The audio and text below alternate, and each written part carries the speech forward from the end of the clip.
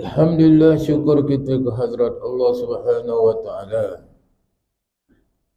Pada malam ini kita dapat bertemu lagi dalam halaqah ilmu.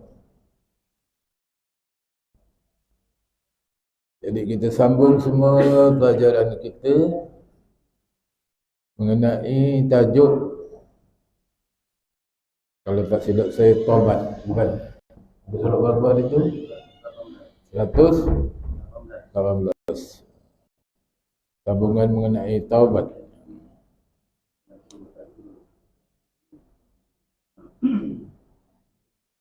Seratus 18.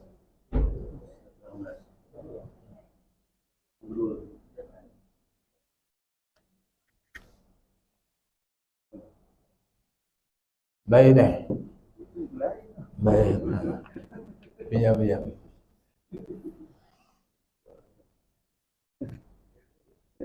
Itu. Saya ingat lagi taubat.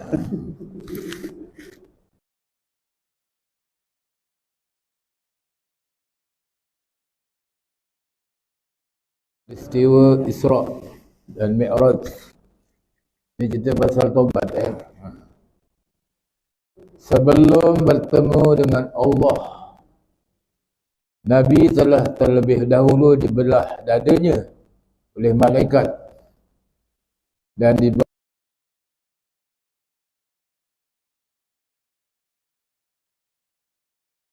untuk ketahanan bagi menempuh alam malakut. Alam malakut, alam malaikat-malaikat, alam lahut, alam ketuhanan, iaitu di atas Sidratul Muntaha itu alam lahut, alam ketuhanan, yang malaikat Jibril tidak boleh sampai di situ. Hanya di sini saja, wahai Muhammad, saya dapat menghantar awak.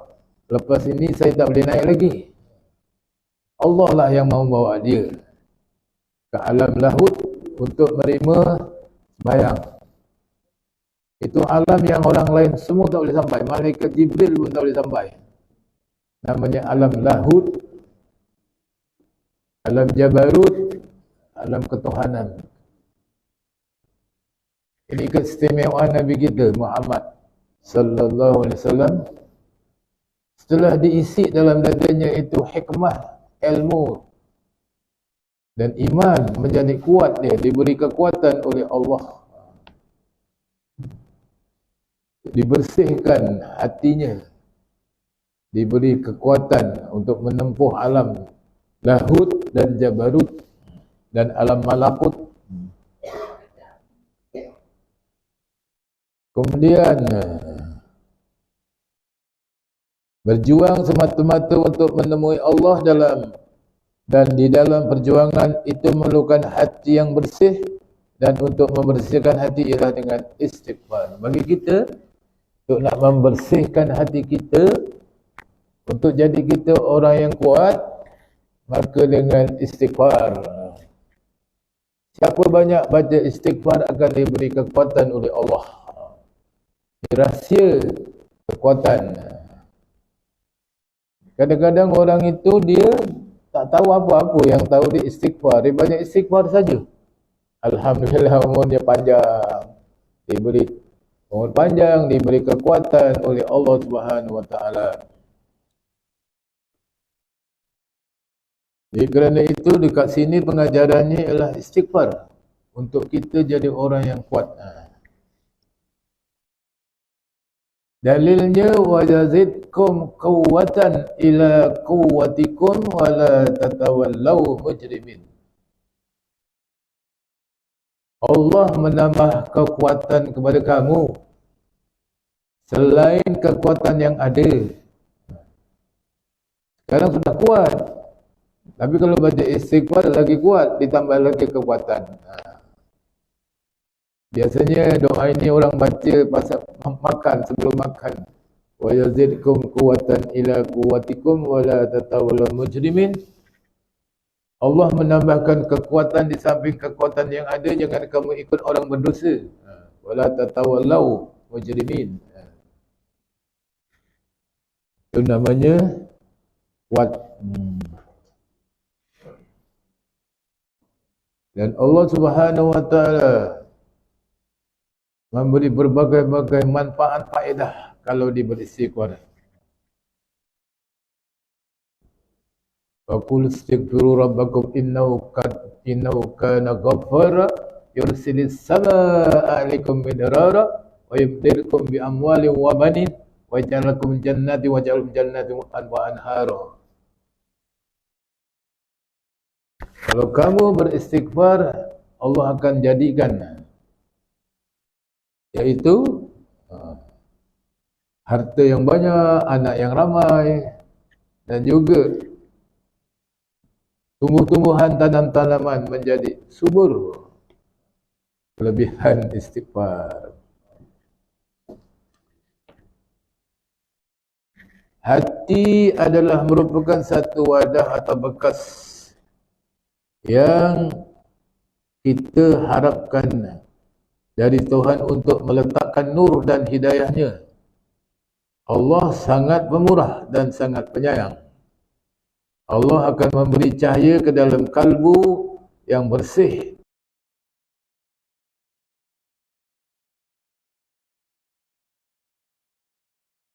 Untuk mendapat sesuatu yang bernilai daripada Tuhan seperti nur, hidayah, rahmat dan redha. Hati kita Allah Ta'ala beri cahaya, iman, ilmu. Iaitu dengan syarat wadah atau bekas yang dinamakan itu bersih. Baru Tuhan beri hidayah, makrifat, ilmu, cahaya. Itu namanya rahsia-rahsia. Perkara ini namanya rahsia-rahsia yang Allah berikan kepada seorang itu kalau sudah bersih hatinya. Maka nak membersihkan hati itu dengan istighfar atau perlu istighfar. Allahumma anta rabbi sampai habis. Atau yang di dalam bacaan kita bacakan walau annahum izzalamu anfusahum ja'uka fastaghfirullah wastaghfara lahumur rasulu lawajadullah tawwabar rahimah. Kalau kamu menzalimi diri kamu, kamu berdosa, lalu kamu meminta ampun kepada Allah dan disokong oleh Nabi, Nabi pun minta ampun kepada Allah untuk kita. Wastaghfirullah, Nabi minta ampun kepada Allah untuk kita. Lawajadullah tawwabar rahimah, nescaya Allah akan beri taubat. Ini kena kita baca walaupun kita tak baca hujatan. Walau annahum izzalamu anfusahum ja'uka fastaghfirullah wastaghfara lahumur rasulu lawajadullah tawwabar rahimah. Jenis-jenis istighfar seperti istighfar Nabi Adam, Rabbana zalamna anfusana wa illam taghfir lana tarhamna lanakunanna minal khasirin.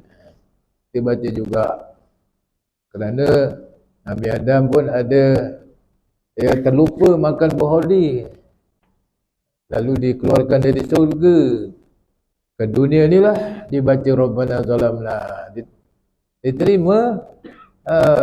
Maknanya doa Nabi Adam.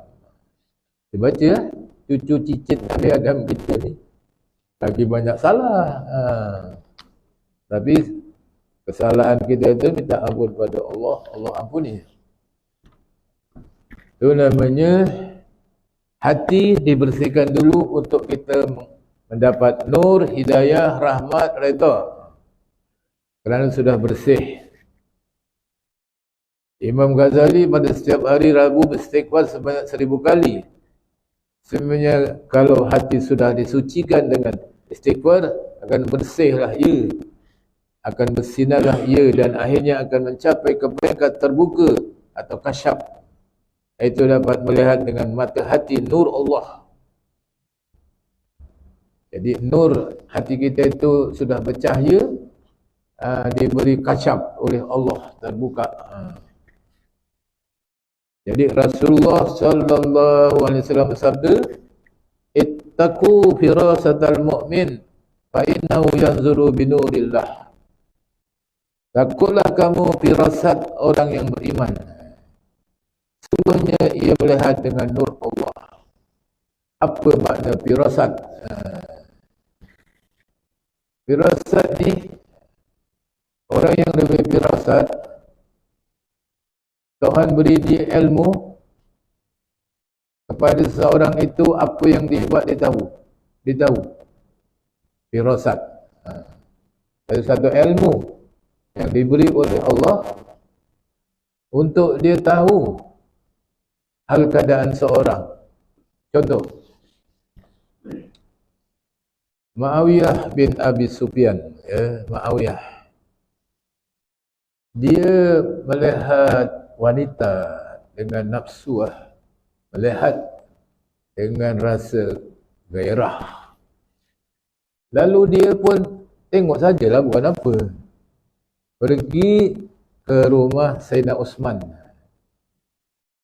Sayyidina Osman cakap, ini ra'aitu ainaka asarat zina. Aku lihat kedua matamu kesan-kesan berzina. Maka Muawiyah cakap, betul lah, saya tadi orang tengok wanita perempuan. Cakap Sayyidina Osman tu, firasat namanya. Jadi Muawiyah ni dia melihat perempuan dengan nafsu, kira berzina matanya, zina mata. Tapi kalau melihat begitu saja, tak ada apa-apa sebagai sahabat, kawan, tak apa, ya. Jangan ada penglihatan nafsu. Itu dah dikira zina namanya, zina mata. Itu contoh firasat Sayyidina Osman. Nabi lebih-lebih lagi bukan firasat. Dia adalah lebih tinggi dari firasat Nabi kita. Itu mukjizat pada Nabi. Mukjizat.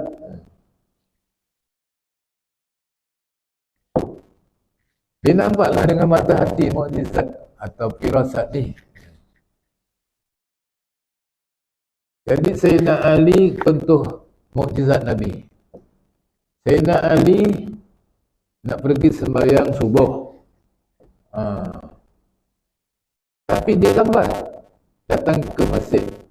Nabi nampak dekat belakang sana ada Ali. Dia rokoknya lama gitu. Rokok lama.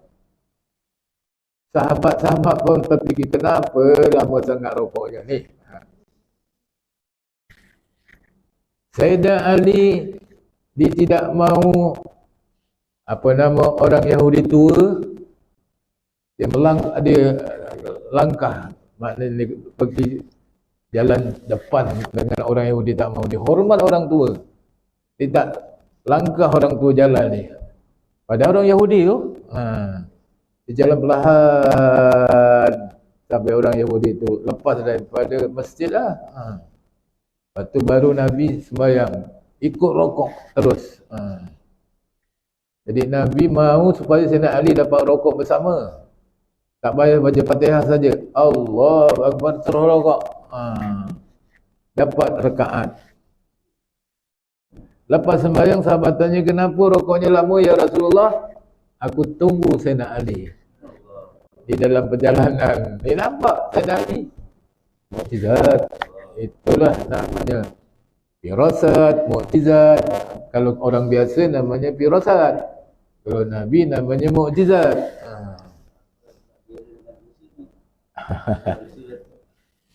Kalau Tuhan beri resa hati pun ada firasat juga.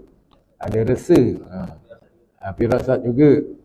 Kerana banyaknya amalan, bersihnya hati, itu namanya sudah kasyaf, firasat, keramat, itu diberi oleh Allah. Ini semua perkara maknanya sir, rahsia Allah. Diberi pada orang yang takwa, banyak amal ibadat pada Allah. Setengah-setengah orang, kau jangan pergi. Jangan pergi. Anaknya nak pergi juga. Berdentum kemalangan dekat jalan raya. Tuk mulut seorang tu kadang-kadang dia masin. Dia cakap jangan. Dia buat juga. Takutlah kita. Firasat orang beriman. Ini. Ittaqu firasatal mu'min. Fa innahu yanzuru binurillah. Takutilah kamu firasat orang beriman. Sesungguhnya ia melihat dengan nur Allah, melihat dengan cahaya Allah. Dia melihat. Jadi apa yang akan berlaku dia tahu. Allah Ta'ala beri cahaya dalam hatinya. Seperti contoh Sayyidina Uthman tadi, seperti contoh Rasulullah sallallahu alaihi wasallam. Sayyidina Ali datang lambat memotong orang Yahudi. Dia tak potong orang tua ni. Walaupun Yahudi, dia hormat. Kita, orang muda dengan orang tua, tak ada apiknya. Tak ada pedulinya. Dia potong je jalan. Atau dia tak hormat lah. Tapi kalau orang-orang yang faham, yang tahu, dia hormat orang tua. Tidak tua. Setengah-setengah orang kalau saya makan dekat kedai, dia belanja padahal saya tak kenal ni. Oh, dia anggap saya bapak dia lah. Alhamdulillah. Kenyang saja. Ini cerita, pernah pada suatu hari Muawiyah bin Abi Sufyan berjalan. 119, 120. Berjalan. Ada tak satu? Lekat. Berjalan ke suatu majlis ilmu di rumah Sayyidina Uthman. Dan di dalam perjalanan itu ia melihat perempuan dan dipandang dengan rasa berahi. Cantiklah perempuan ni, berahi. Kalau dah 70 tahun, tak berahi. Apa? Masih cantik lagi. Berahilah dia. Apabila Muawiyah sampai di rumah Sayyidina Uthman, terus dia berkata, Ra'aitu asharaz zina fi ainaik. Aku melihat ada kesan zina di matamu. Ni Sayyidina Uthman namanya memandang dengan firasat.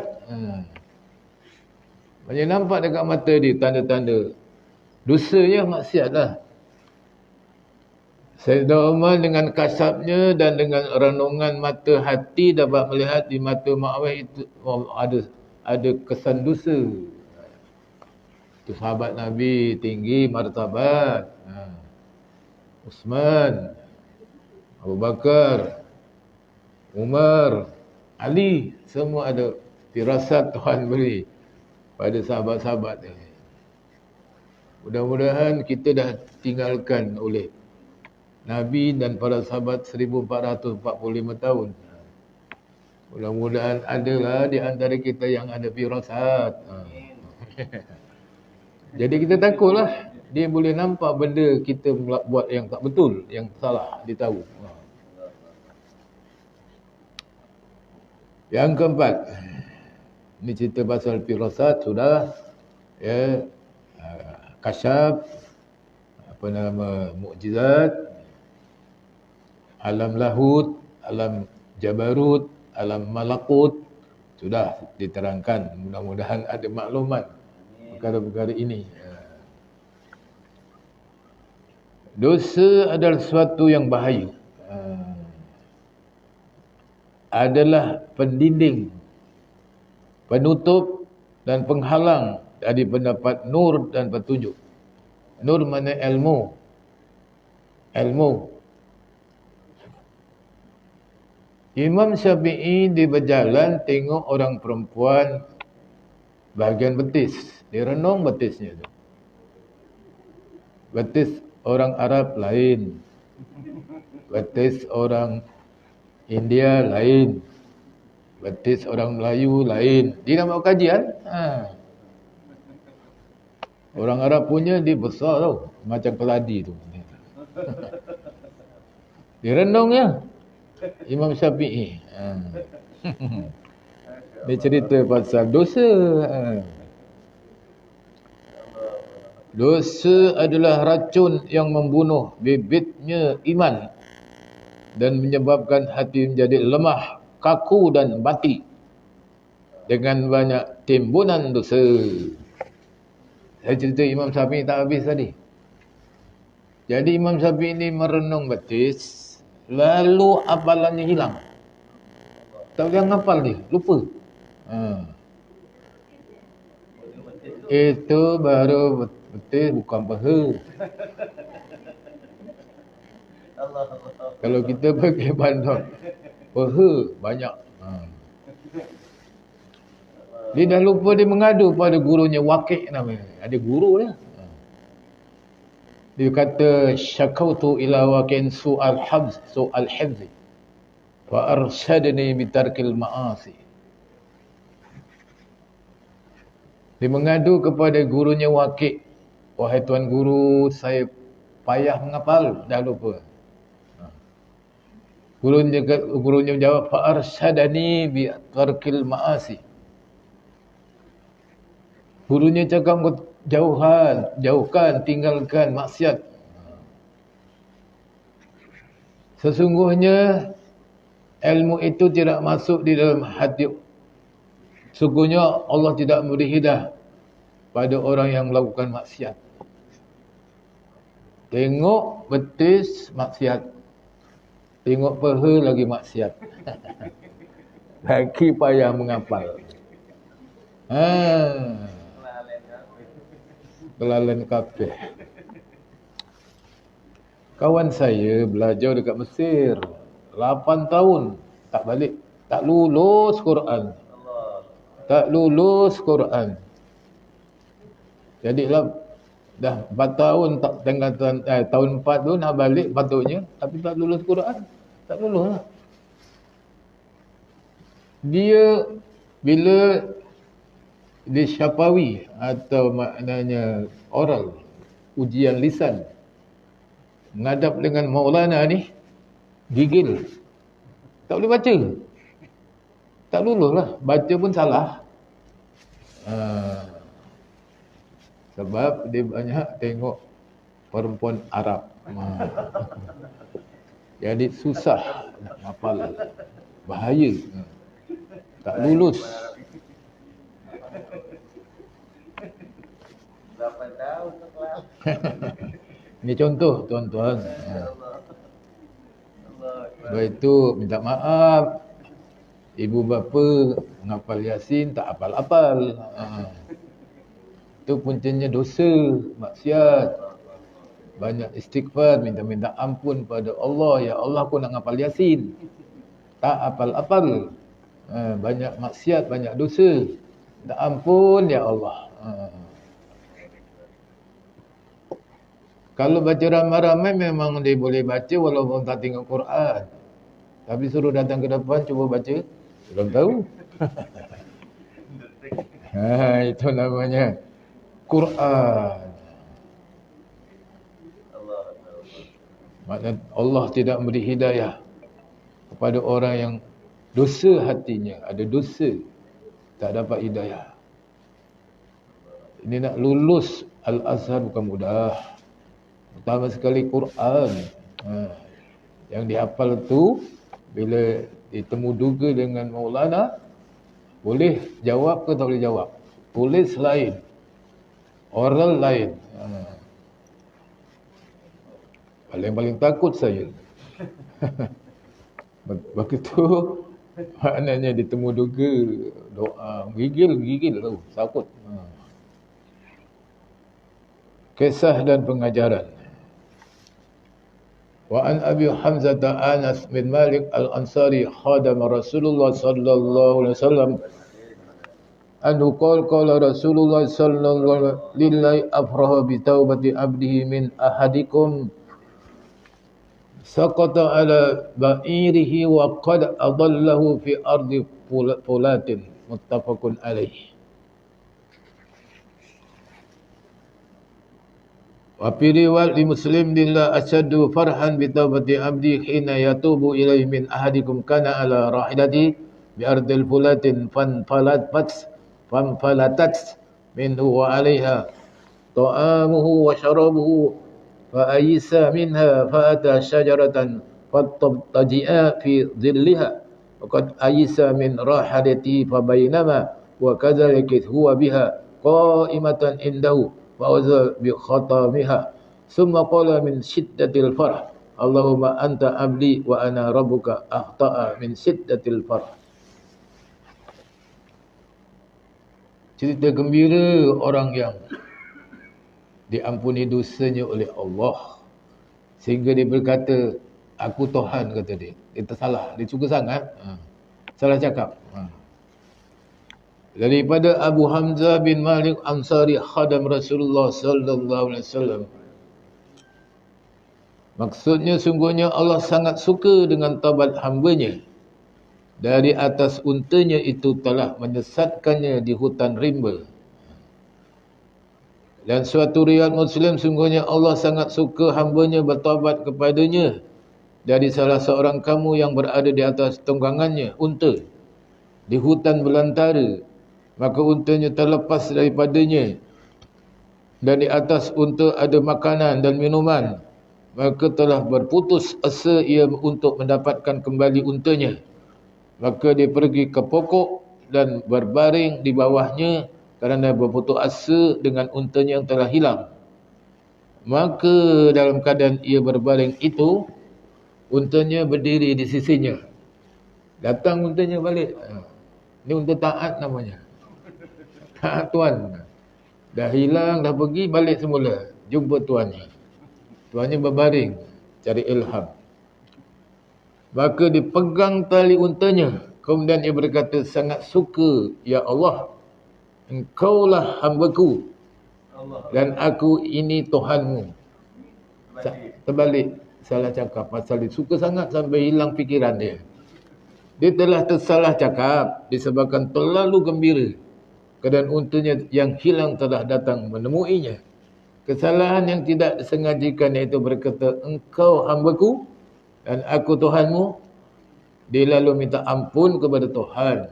Dan Allah menerima taubatnya. Maka Tuhan sangat suka dengan taubat itu. Dia minta ampun lah, dia tersalah cakap. Aku Tuhanmu, engkau Tuhan aku. Maka dia minta ampun. Astagfirullahaladzim. Bukan salah cakap tu. Diampuni dosanya oleh Allah. Salah cakap. Di sinilah maknanya kita minta ampun Tuhan suka. Lebih-lebih lagi kita tak salah cakap. Memang minta ampun. Tuhan suka. Kalau seorang anak di hari raya minta ampun, minta maaf kepada ibu bapanya, sukalah mak bapak tu datang minta ampun. Kalau mak bapak suka pada anak minta ampun, Tuhan lebih-lebih lagi suka. Kita dilahirkan dari tempat kasih sayang, iaitu namanya rahim. Ibu melahirkan anak dari tempat kasih sayang. Kerana itu ibu sangat sayang pada anaknya. Dibandingkan dengan sayang ayah, ibulah lebih sayang. Kerana itu kalau kita nak berbakti kepada ibu 3 kali ganda. Kerana dia mengalami 3 kesusahan. Susah semasa mengandung, susah semasa melahirkan anak, susah semasa menjaga. Ayahnya cuma susah cari makan, cari rezeki, kerja, susah payah juga. Itu namanya 3 kali ganda. Satu orang anak menggendong ibunya pergi haji, didukung maknya. Itu maknanya tanda dia itu sayang pada mak dia. Tak ada cerita orang mendukung bapa dia, tak ada. Dukung ibu ada. Sayang ibu. Satu orang cakap, "Ya Rasulullah, aku ni ada mak bapak, mana satu kau nak hajikan dulu? Aku nak hajikan seorang aja." "Ibumu," kata dia. Lepas tu dia tanya lagi, "Lepas tu siapa?" "Ibumu." Dia tanya lagi, "Lepas tu siapa?" "Ibumu." Tiga kali. "Ibumu, ibumu, ibumu." Bergembiralah jadi ibu. Ada anak yang soleh. Ibu. Ibu, lagu ibu. Tak ada lagu bapa, tak ada. Ibu. Ibu.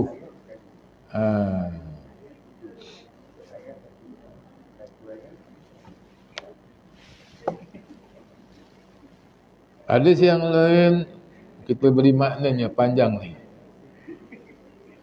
Maksud hadis, pada masa dahulu ada seorang lelaki telah membunuh 99 orang. Dia bertanya dengan orang alim di dunia. Maka orang alim itu menunjukkan supaya pergi kepada seorang pendeta. Dia pun pergi dan berkata bahawa dia telah membunuh 99 orang. Adakah dia boleh bertobat? Jawab pendeta, tidak boleh.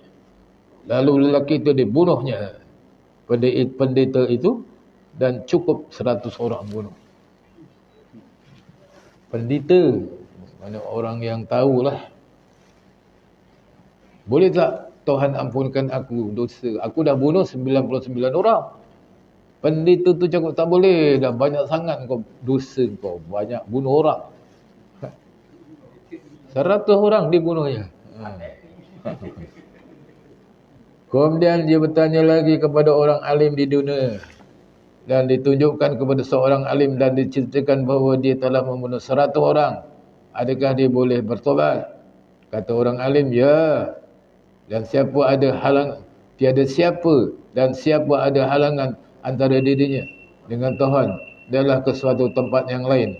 Jadi sini ada segolongan manusia menyembah Allah, sembahlah Allah bersama mereka dan jangan kembali ke tanah airmu, kerana tanah airmu adalah tempat orang berbuat jahat. Dia berjalan menuju tempat orang menyembah Allah. Di dalam separuh perjalanan ia mati. Maka berebut-rebut antara malaikat rahmat dan malaikat azab untuk menguruskannya. Siapa nak ambil nyawa ni? Malaikat azab ke malaikat rahmat? Maka berkata malaikat rahmat, dia datang bertaubat kerana hendak menghadapkan hatinya kepada Allah. Dan berkata malaikat azab, sungguhnya dia telah pernah membuat kebajikan. Dalam perbuatan itu datang malaikat menyerupai manusia. Maka malaikat menjadikan diri sebagai hakim. Kata malaikat yang menyerupai manusia itu, hendaklah kamu ukur antara dua bumi ini. Bumi orang melakukan maksiat, tempat datangnya, dan bumi orang menyembah Allah, tempat yang dituju. Kemudian dia lebih dekat, maka itulah untuknya. Mereka pun mengukur, maka dia dapat disimati lebih dekat ke bumi yang dituju. Lalu ia diambil oleh malaikat rahmat, dan satu riwayat yang sahih dia hampir sejengkal ke negara yang baik, lalu dijadikan ahlinya.